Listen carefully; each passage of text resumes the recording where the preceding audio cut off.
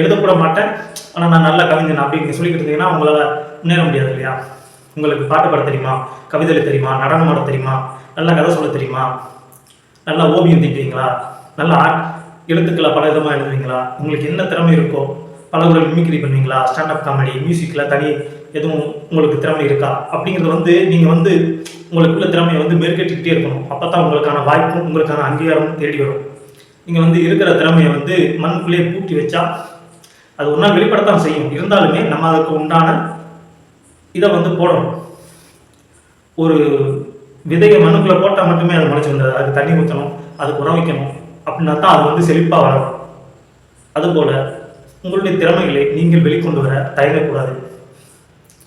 இதெல்லாம் பேசினா நமக்கு சில பேர் இந்த மாதிரி பேசுறது நிறைய பேருக்கு பிடிக்காது. அட்வைஸ், அறிவுரை அப்படிங்கலாம் சொல்லும்போது இது ஒரு பூமர் அங்கிள், பூமர் தரமாக பேசலாம் பாரு, இந்த காலத்து ட்ரெண்டிங்லேயே இல்லை இவன் அப்படின்லாம்